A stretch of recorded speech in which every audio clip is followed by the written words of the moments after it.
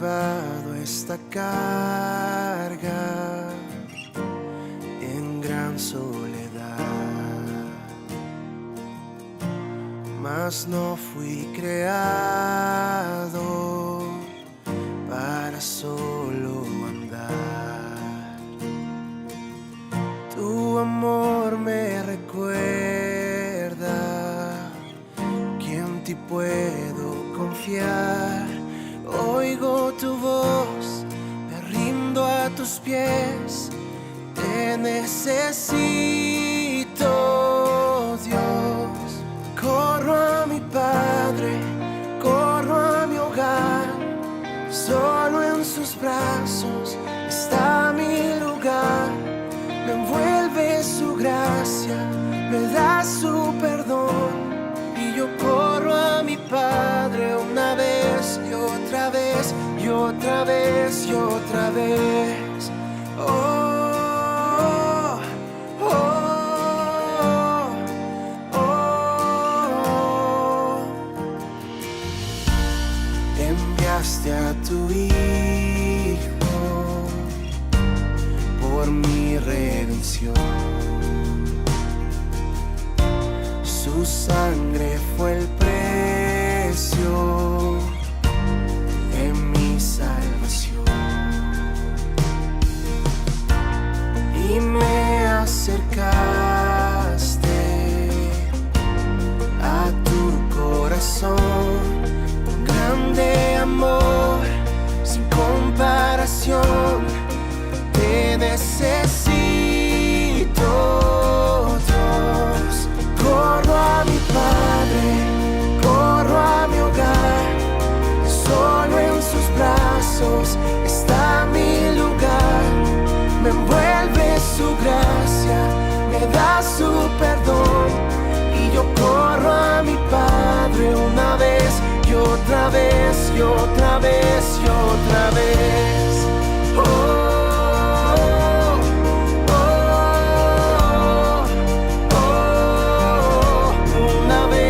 Otra vez, oh,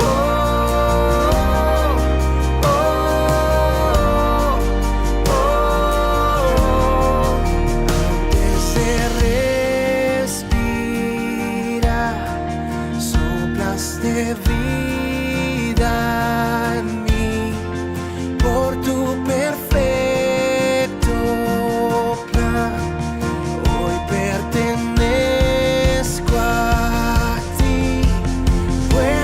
sentir tu gran amor, tu misericordia en mí. Vengo ante ti, tal como soy, te necesito, Dios. Corro a mi Padre, corro a mi hogar, solo en sus brazos está mi lugar. Me envuelve su gracia, me da su perdón, y yo corro a mi Padre una vez y otra vez. Corro a mi Padre, corro a mi hogar, solo en sus brazos está mi lugar. Me envuelve su gracia, me da su perdón, y yo corro a mi Padre una vez y otra vez y otra vez y otra vez. Oh, oh, oh. Una vez y otra vez y otra vez y otra vez. Oh, oh, oh. Una vez y otra vez.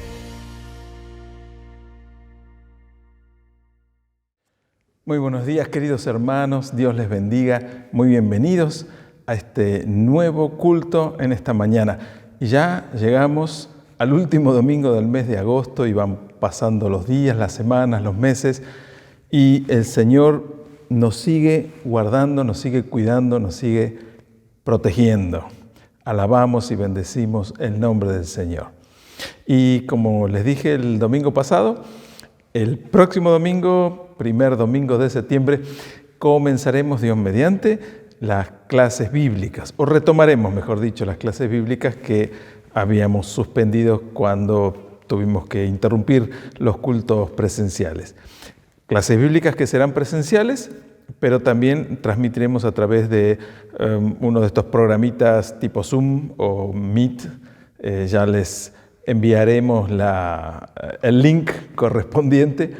Así que todos aquellos que quieran participar pueden venir. Tendremos para disponer de distancia prudencial, haremos la clase bíblica aquí mismo en el templo, como hemos acomodado los bancos para poder tener suficiente distancia entre unos y otros, pero los que no puedan venir, o por la distancia o por la razón que fuera, van a poder seguirlo a través de, no de YouTube como lo hacíamos antes, sino a través de estos programas de videoconferencia.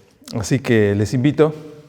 La clase comenzará, Dios mediante, a las 9:30 de la mañana. Luego, a las 10:30, aquí en el templo, ya comenzamos el culto con la alabanza, pero para los que estén desde su casa, a las 10:45, como venimos haciendo cada domingo desde que comenzamos con este sistema a distancia.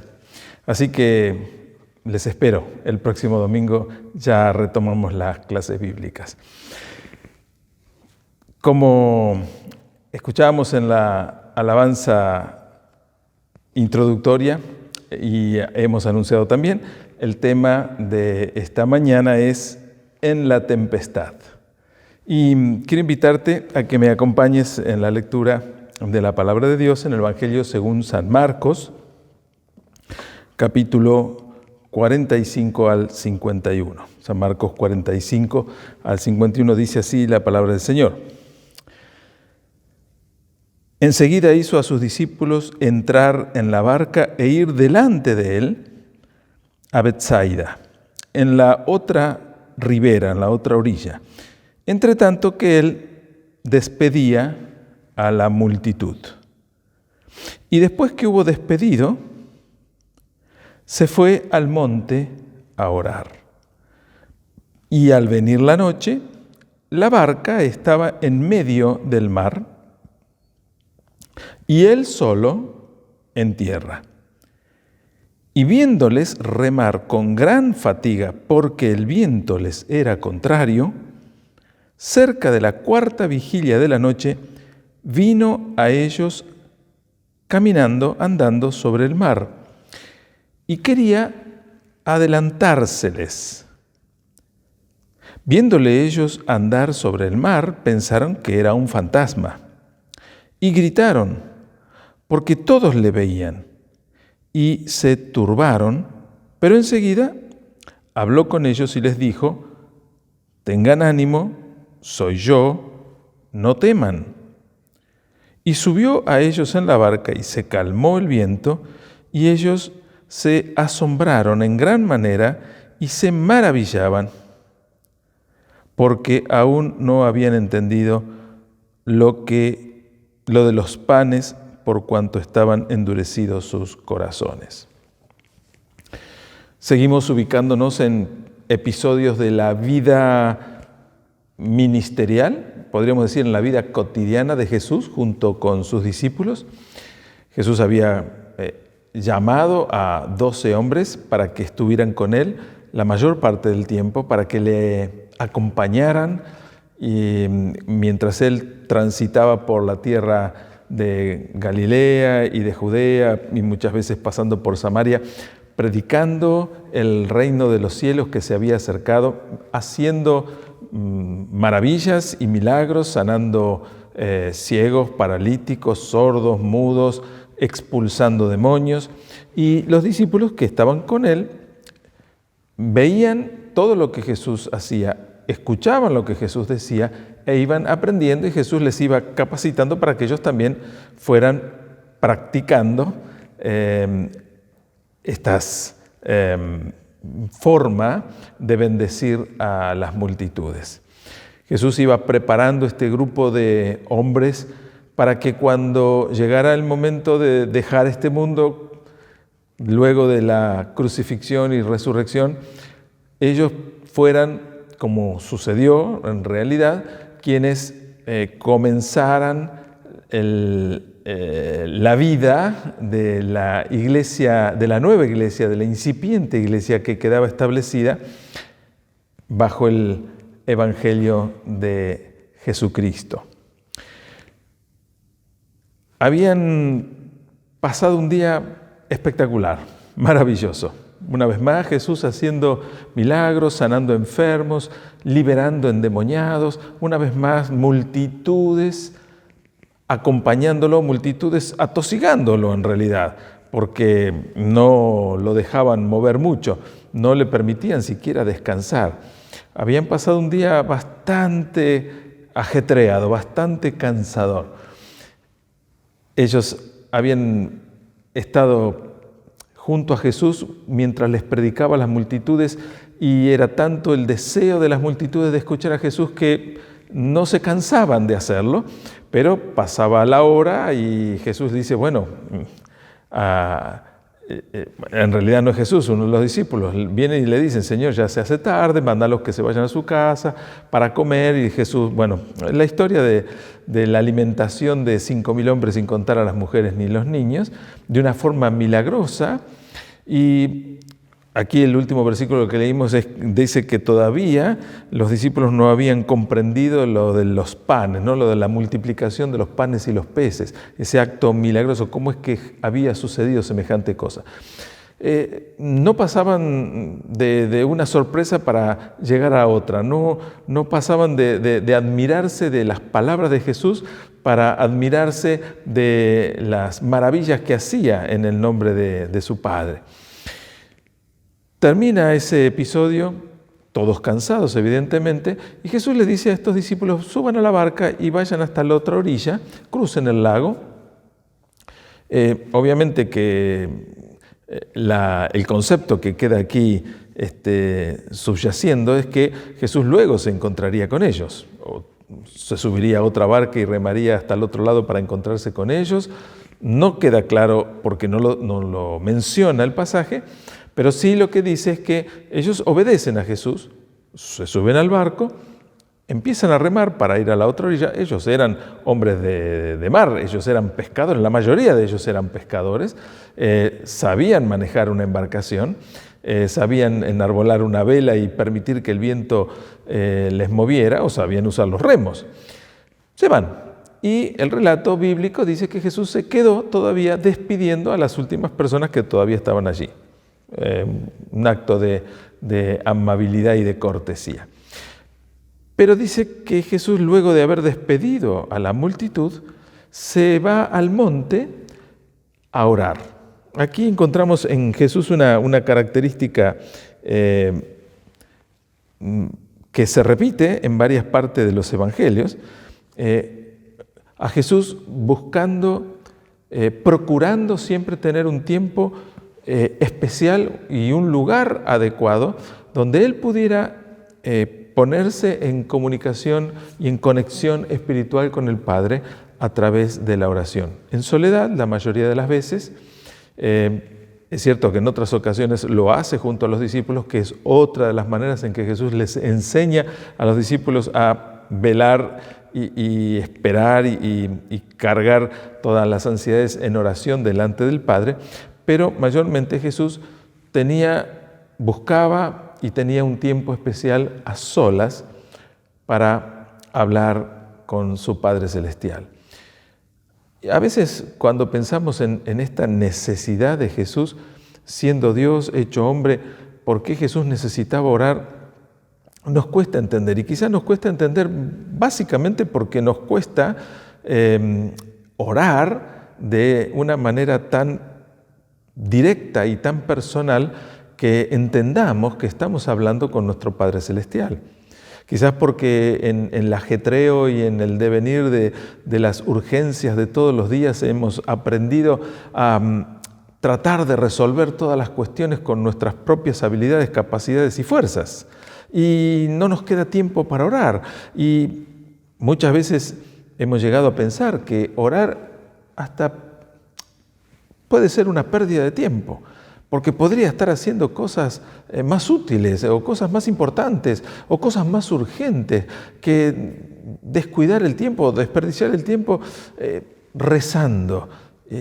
Y lo que no entendemos es que cuando nos disponemos a solas en la presencia del Señor para hablar con Él, no estamos cumpliendo con un rito religioso, como sería el rezo, no estamos tratando de articular palabras adecuadamente propicias desde la perspectiva teológica o doctrinal para que Dios se agrade de nosotros porque hacemos lo que conviene. En realidad, la oración es el instrumento que Dios nos regala como la oportunidad de poder acercarnos a su mismísima presencia y hablarle a Él como al amigo más íntimo, como al ser más apreciado, al más querido.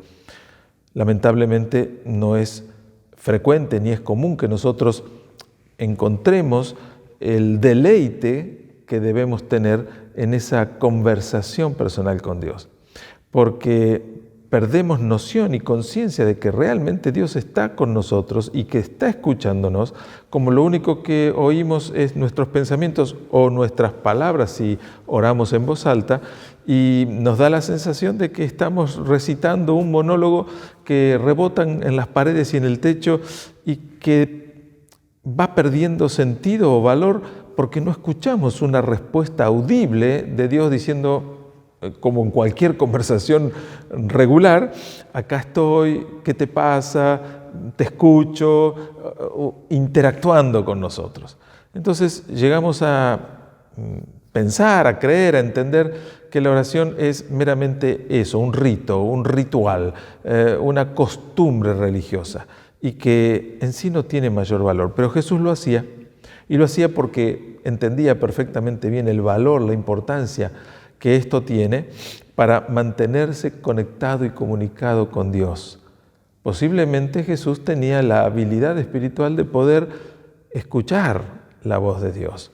Habilidad espiritual que nosotros también podemos llegar a adquirir cuando entendamos y aprendamos que la oración no es una mera repetición de palabras que se nos ocurren y dichas para que reboten en las paredes o el techo, sino que es abrir nuestro corazón con total honestidad y sinceridad, transparentarnos delante de la presencia de Dios, y es muy probable que el Espíritu Santo nos permita discernir las palabras que Dios ya ha dejado reveladas para que desde la memoria espiritual Dios vaya recordándonos su palabra, o para que el Espíritu Santo pueda permitirnos percibir el propósito y la voluntad de Dios para nuestra vida, de manera que ese tiempo de oración no sea percibido como una pérdida de tiempo o como algo inútil, sino como una genuina conversación, un abrir nuestro corazón, un descargar nuestros temores, nuestras angustias, nuestros pesos, nuestras ansiedades delante de Dios, pero también nuestras expectativas, nuestras convicciones y nuestras seguridades. Y escuchar a Dios alentándonos, afirmándonos, desafiándonos, motivándonos, mostrándonos lo que tiene preparado para nosotros por delante. Jesús necesitaba esos tiempos de oración y más de una vez encontramos en los evangelios que Él tomaba ese tiempo de una manera muy especial y no permitía que nadie lo privara de eso. Por eso, precisamente por eso, le dice a los discípulos, vayan ustedes, adelántense. Hay gente para despedir, pero yo me encargo. Mientras ustedes van tranquilitos remando, yo me encargo. Y el lugar que elige, que aquí es mencionado como el monte, que podría referirse a un lugar elevado o a un lugar arbolado, lo importante era que era un espacio de intimidad, de tranquilidad, de sosiego, de quietud, de concentración especial en el que Jesús podía abrir su corazón. No sabemos de qué manera oraba Jesús. Hay una oración que sí conocemos, que es cuando Él invita a 3 de sus discípulos a ir al Monte de los Olivos. la mismísima noche en que es traicionado y entregado por Judas a los que lo venían a capturar para luego intentar juzgarlo y matarlo. Y en esa ocasión, que sí revelan los evangelios, Jesús se aparta de sus discípulos a distancia, pero ellos oyen la oración de Jesús. De modo que por ese episodio en el Monte de los Olivos podríamos asumir que Jesús oraba en voz alta. O quizá en esa ocasión oró en voz alta precisamente para que lo escucharan los discípulos. No hay un modelo unívoco o único que nos pueda asegurar cuál era el método o cuál era la manera en que Jesús oraba. Además que en esa ocasión en la que Él invita a los discípulos y en la que Él les reprocha que ellos se duermen mientras Él estaba orando porque los discípulos estaban cansados, pero Él también, y no pudieron velar ni siquiera una hora, y en ese tiempo Jesús les reprocha porque dice, no, necesito, en otras palabras, no se lo dice de esta forma tan directa, pero le está diciendo, yo necesito que ustedes oren conmigo, yo necesito que ustedes me acompañen en este tiempo de oración. Necesito que ustedes me estén apoyando en un tiempo de angustia, de carga terrible, porque precisamente en esa ocasión el relato bíblico dice que Jesús oraba con tal angustia que su sudor era como grandes gotas de sangre. Entonces, en esa profundidad de la conversación íntima personal de Jesús con el Padre, estaba necesitando el apoyo de sus hermanos, de sus discípulos, de aquellos que él entendía que comprendían el propósito y la misión de Jesús y que estaba allí para cumplir ese propósito, pero que ese propósito lo tenía que forzar a pasar a través de una muerte cruenta, una muerte de cruz, una muerte vergonzosa, una muerte que era el mayor y el peor de los castigos que se podía poner a un reo bajo el Imperio Romano, y Jesús estaba enfrentando esa realidad, sabía que llegaba a eso. En ese tiempo de oración necesitaba el apoyo. Jesús nos enseña la importancia de la oración, la urgencia de la oración, la manera de la oración, en quietud, en soledad, en profundidad, pero también la importancia de estar acompañados, de buscar compañeros de oración. En algunos momentos son muy importantes y muy necesarios, en otros momentos quizás es mejor esa oración íntima y personal en la que, como dije anteriormente, podemos abrir nuestro corazón y vaciarnos delante del Señor para poder estar listos y preparados para que el Señor nos llene con su Espíritu, con su palabra, con su propósito y con su voluntad. Jesús estaba allí orando. Pero otra particularidad de este pasaje nos dice que mientras Jesús está en el monte orando, está mirando también. Por eso es que suponemos que el monte está refiriéndose a un lugar elevado, porque desde esa posición elevada, mientras está en un tiempo de oración, está viendo a los discípulos que están cruzando el lago. Ahora, nosotros tenemos estilos de oración, ¿no? Nosotros hemos aprendido, una de las maneras es orar arrodillados y orar con los ojos cerrados y en alguna posición particular, cosa que la Biblia para nada nos da un modelo y simplemente habla acerca de la oración, que es nuestra conversación, nuestra manera de expresarle, abriendo nuestro corazón, nuestros inquietudes o propósitos a Dios. Jesús obviamente enseñó un modelo de oración que no es un modelo para repetirlo, sino que es un modelo que indica las cosas valiosas e importantes que debe incluir una oración cuando les enseña a los discípulos, cuando ellos precisamente le preguntan cómo tenemos que orar, y les enseña lo que conocemos como el Padre Nuestro, ¿no? Y en realidad decimos, el Padre Nuestro no es una oración que debemos aprender de memoria y repetirla, aunque la hemos aprendido y algunas veces la repetimos, sino que es una oración modelo para que podamos entender que hablar con Dios es primero reconocerlo como quien es, como el soberano, como el Padre, como la autoridad, como el Señor, como el que tiene la voluntad perfecta, luego ubicarnos a nosotros como sus subordinados y sus adoradores, luego reconocernos a nosotros como los necesitados del pan cotidiano y del cuidado y de la protección. De esa manera, el Señor Jesús les enseña, reconociendo su majestad, poniéndonos bajo su autoridad y abriendo nuestro corazón en la alabanza, pero también en la expresión de nuestras necesidades. Entonces está Jesús orando y no dice si se oraba de pie o de rodillas o postrado en el piso, con los ojos abiertos o cerrados, en voz alta o en voz baja. No hay ningún modelo y cada uno de nosotros debemos ir adoptando la manera de orar que mejor nos haga sentir, porque Dios prefiere que estemos bien nosotros en esa conversación con Él, como estaríamos conversando con el más íntimo de los amigos o con el más cercano de los familiares, en una charla íntima, desprovista de aparatosidades o de palabras grandilocuentes. A veces hemos oído oraciones con palabras tan rebuscadas y grandilocuentes que hasta ni siquiera estamos entendiendo lo que la persona dice. Y a veces las personas buscan hasta lucirse cuando oran en voz alta en lugar público, por su manera de expresarse, pero en realidad la oración es una conversación íntima y personal con Dios.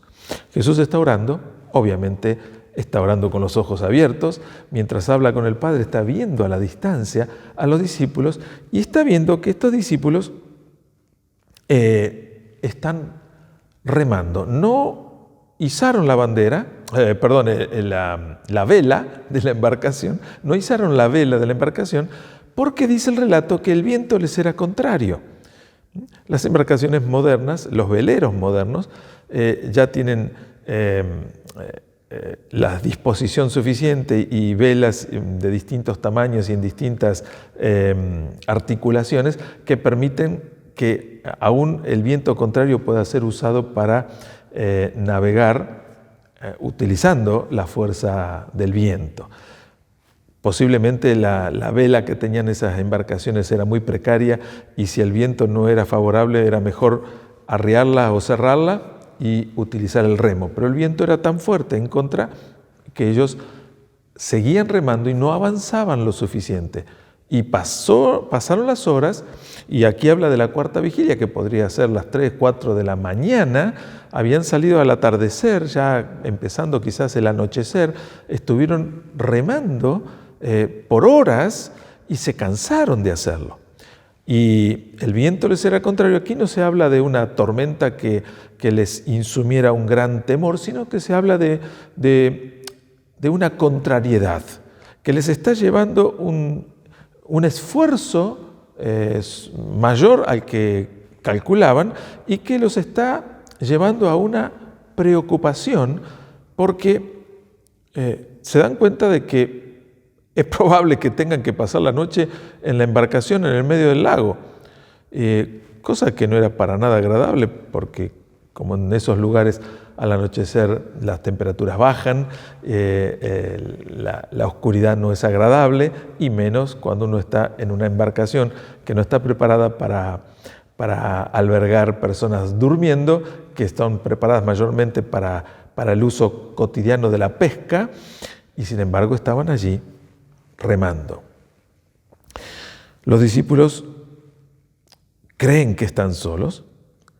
Dice el versículo 47 que hemos leído, al venir la noche, la barca estaba en medio del mar y Jesús solo en tierra y viéndoles remar con gran fatiga, dice, y viéndoles porque el viento les era contrario, cerca de la cuarta vigilia, como a las 3 de la mañana, vino a ellos caminando sobre el mar. Y aquí encontramos otro relato de hechos asombrosos y maravillosos de Jesús. Una de las primeras cosas que quiero destacar es el hecho de que aunque ellos se creían solos en medio del mar en plena noche, Jesús los estaba viendo. A la distancia, Jesús no los había perdido de vista. En el medio de la noche, en plena noche, Jesús los seguía observando. El mar estaba embravecido a causa del viento.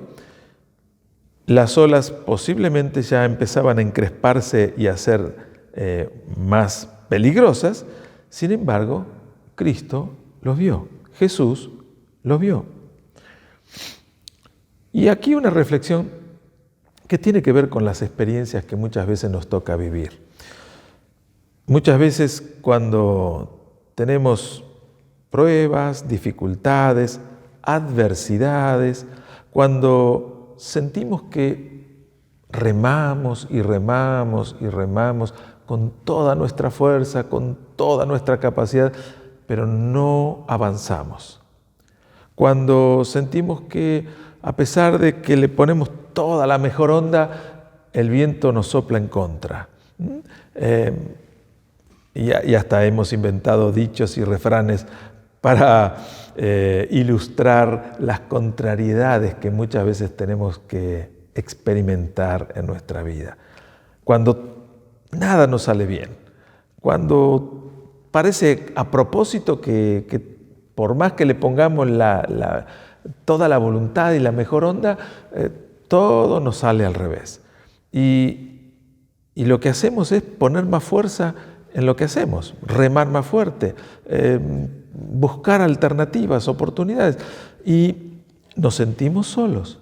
Y lo que no nos damos cuenta, lo que no percibimos, es precisamente lo que le pasó a los discípulos. No se dieron cuenta y no percibieron que Jesús los veía.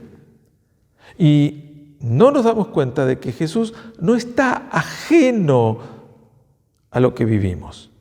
¿Cuántas veces vivimos en soledad o en la intimidad del núcleo familiar un tiempo de angustia y de dolor? Por pérdidas, por dificultades, por adversidades, por cosas que no nos salen bien, y nos sentimos realmente solos y desamparados. Y a veces ni siquiera queremos buscar apoyo o ayuda en oración, cosa que Jesús había enseñado a hacerlo, pero nosotros nos resistimos. Si pido ayuda en oración, por ahí tengo que explicar lo que me pasa y no tengo ganas de andar contando, o a lo mejor van a preocuparse por lo que me está pasando y me van a hacer más preguntas de las que quiero responder, y seguimos en soledad. Y seguimos remando y seguimos sufriendo la contrariedad del viento que nos sopla al revés, y nos cuesta en ese concepto individualista que hemos aprendido a manejar, nos cuesta entender, darnos cuenta que aunque no le hemos pedido ayuda a Dios, el Señor nos está mirando. Nunca nos perdió de vista. Jamás dejó de vernos, ni aunque estuviera muy oscuro o aunque estuviésemos muy lejos. Jesús nunca desvió su mirada de nosotros. Y aun cuando estamos buscando con todo nuestro esfuerzo salir de la situación, ni siquiera nos damos cuenta que el problema que estamos viviendo es precisamente la oportunidad para que Dios se acerque a nosotros, para que Jesús venga hacia nosotros. El problema de los discípulos era el agua y el viento. Y precisamente el agua fue el piso, el camino que permitió a Jesús acercarse a ellos. Aquí viene otra espectacularidad en la experiencia de Jesús. Jesús viene caminando hacia ellos y obviamente nosotros no podemos dimensionar la magnitud de esta acción. Se han intentado argumentar de que el lago en esa zona era muy playito y Jesús en realidad no estaba caminando sobre el agua, sino sobre algunas piedras. Pero otro relato de los evangelios dice que Pedro se hundió, de modo que había profundidad y había peligro. Jesús está acercándose a ellos. Como Jesús los ve y ellos no lo ven, como Jesús está atento a lo que les pasa, pero ellos están ensimismados en su problema, Jesús toma la iniciativa de ser Él quien se acerque a ellos. Y otra vez debemos aprender y reflexionar sobre cuántas veces en nuestra ceguera espiritual, en nuestra incapacidad emocional, en nuestra cerrazón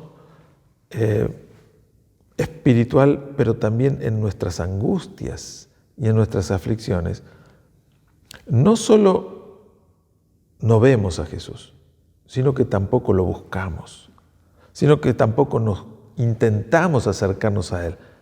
Pero una y otra vez, en su magnífica gracia y amor, es Jesús el que toma la iniciativa y se acerca a nosotros y utiliza nuestro problema, lo que nos está pasando, para acercarse a nosotros y mostrarnos y demostrarnos que no solamente está atento, sino que nos ama, que nos cuida, que nos protege y que desea bendecirnos y ayudarnos.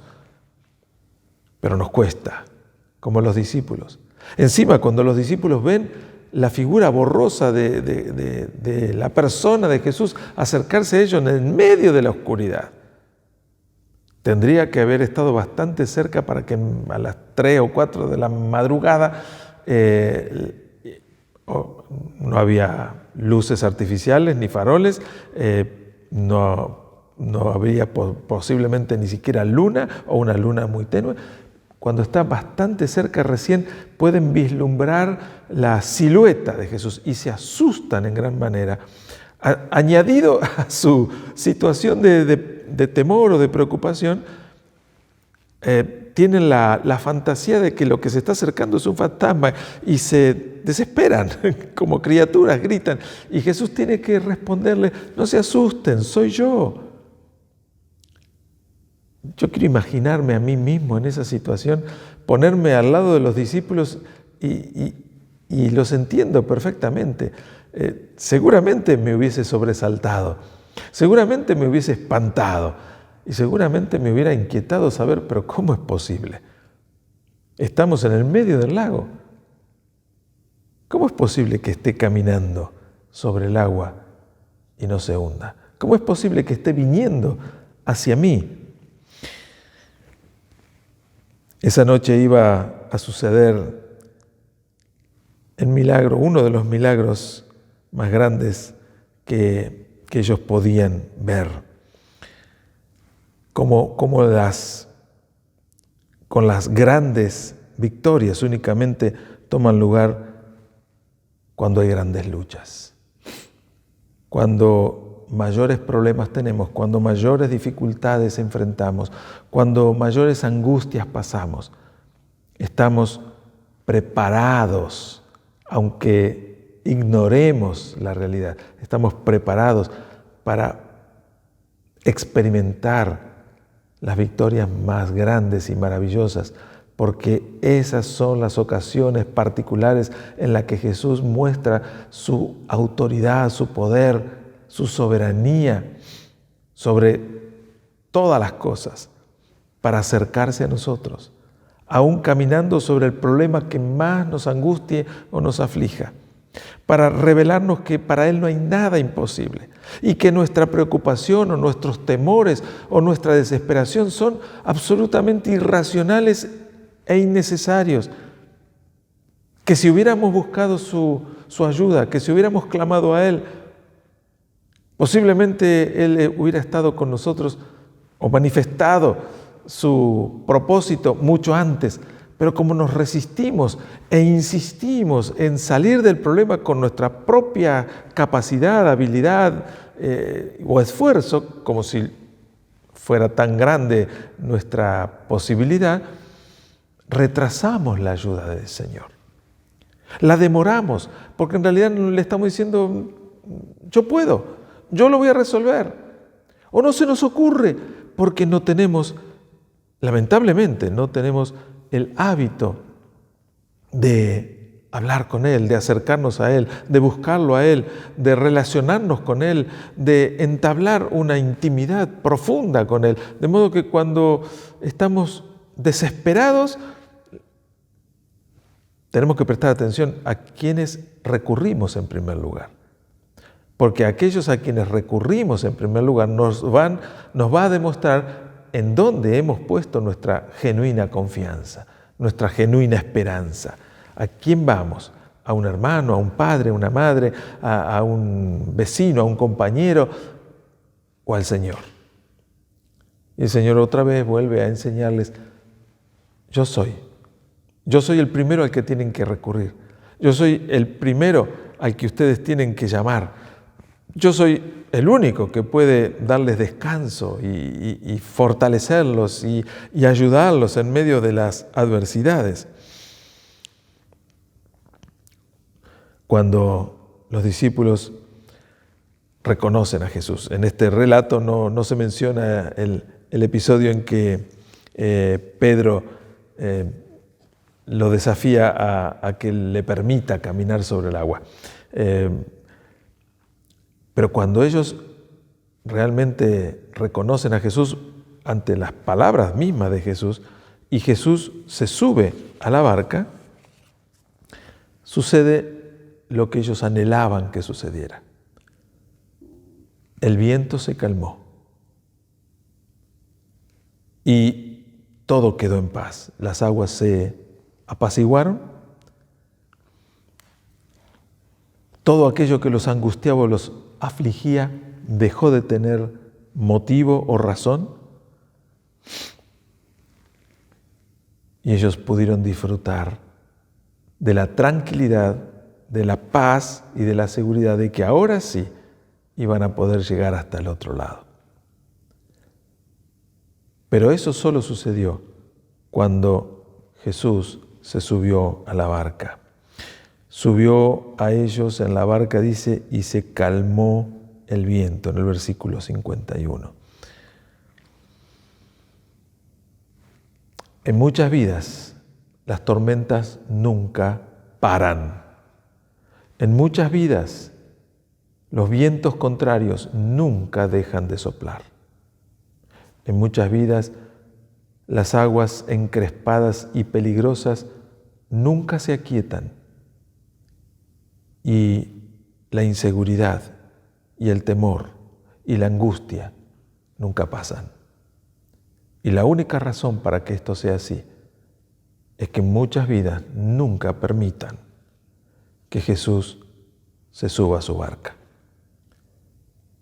Y uno dice, pero esto es absurdo, es irrisorio. ¿Por qué uno no querría que el Señor se subiera a la barca? Bueno, precisamente porque rechazan al Dios de amor, porque rechazan al Señor de los cielos precisamente por una cuestión de soberbia, de orgullo, porque recibir a Jesucristo en nuestra vida, en nuestra barca, implica creer en Él y aceptarlo como el Señor de nuestra vida, como el que tiene la autoridad sobre nuestra vida.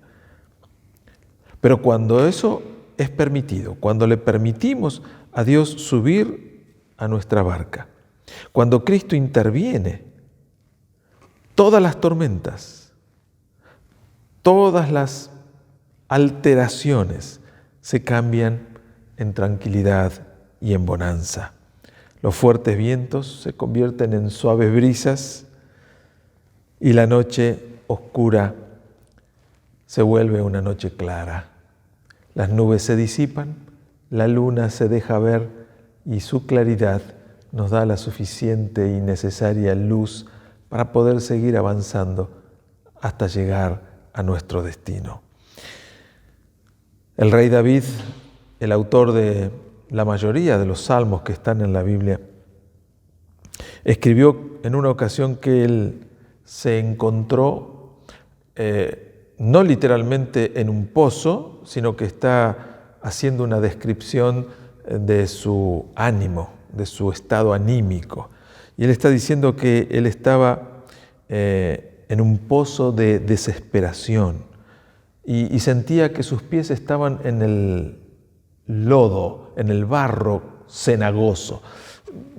David trata de pintar tan descriptivamente la situación, tan poéticamente la situación, que dice: no solo estoy en el pozo, y en un pozo profundo, sino que el fondo del pozo en el que estoy tiene barro cenagoso. Y el barro cenagoso es un barro que no te sostiene, que te vas hundiendo de a poquito. Estoy en el fondo del pozo y todavía me sigo hundiendo. Esa es no sé si hay una descripción más gráfica de sentirse realmente en la última situación.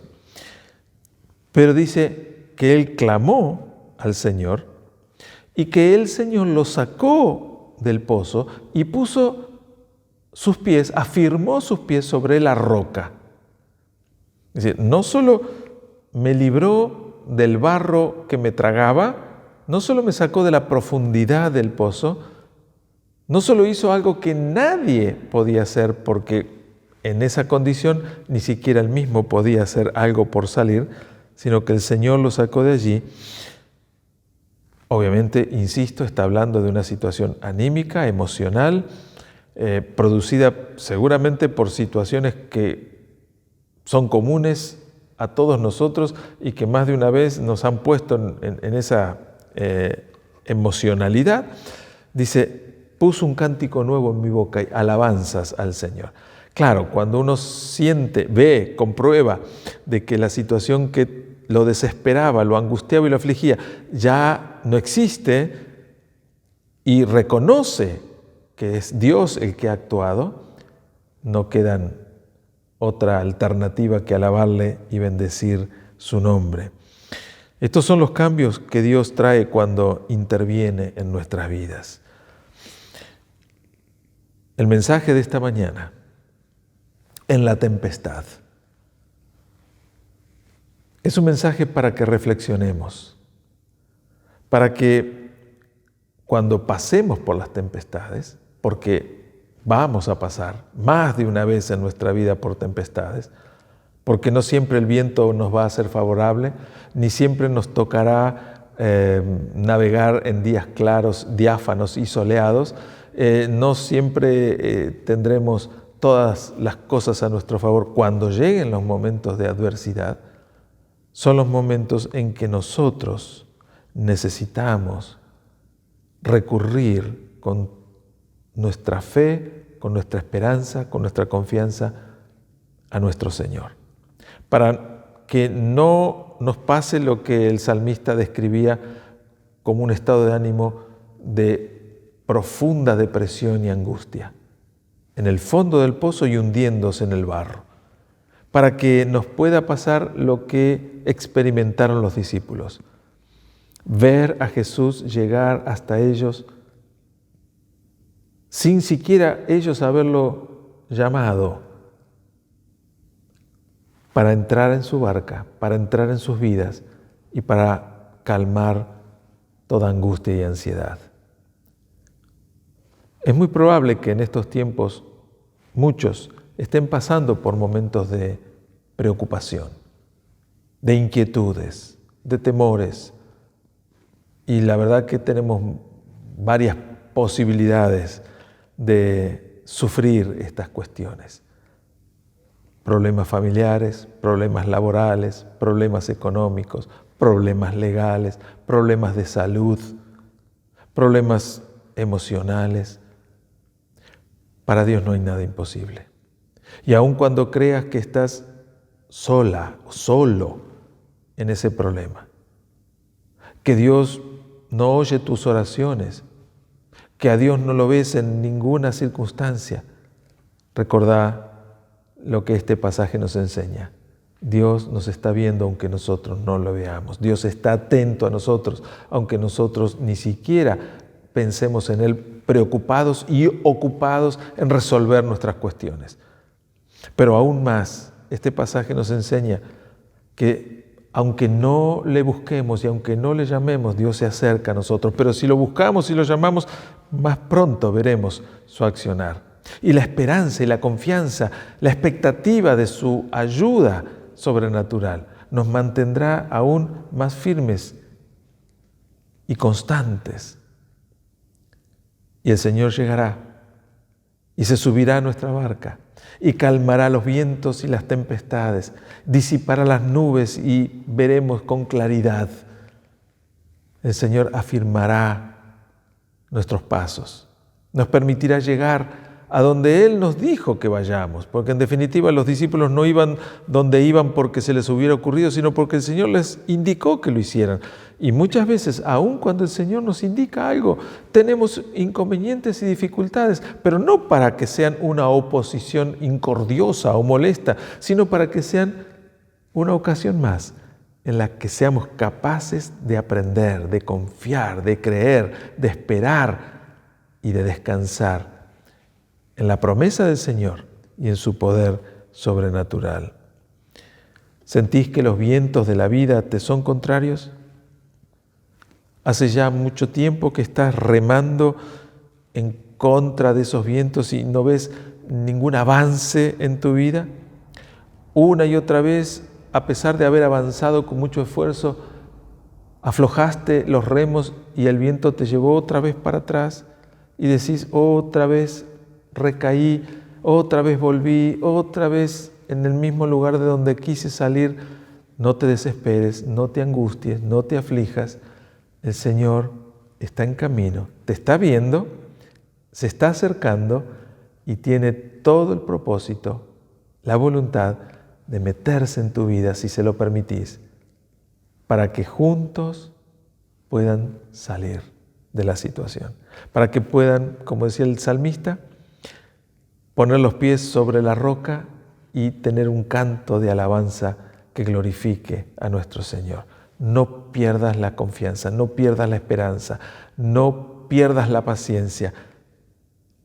Crece en tu fe, pero busca al Señor en oración.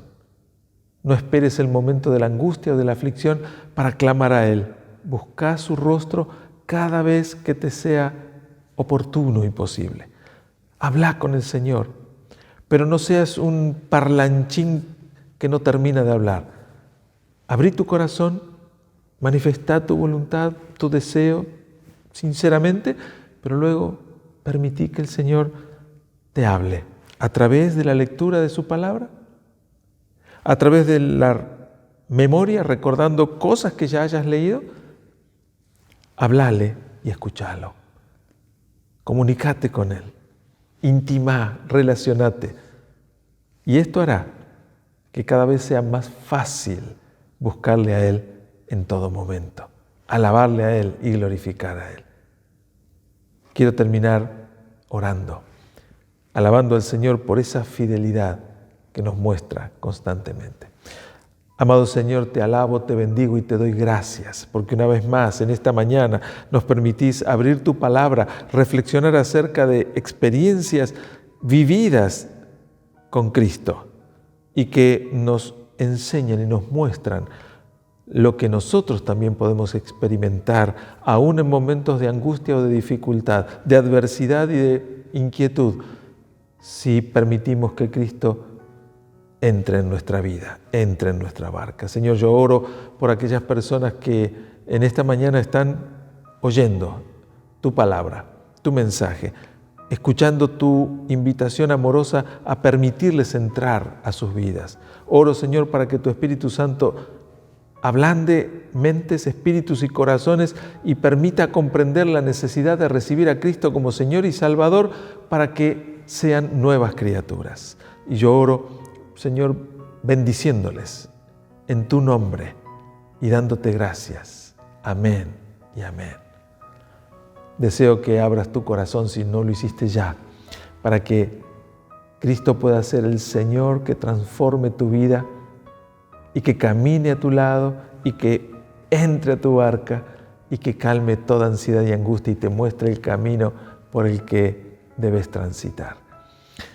te espero el próximo domingo. Si querés, a las 9:30 por la clase bíblica y a las 10:45 por el canal de YouTube, nuestro culto habitual. Que Dios te bendiga.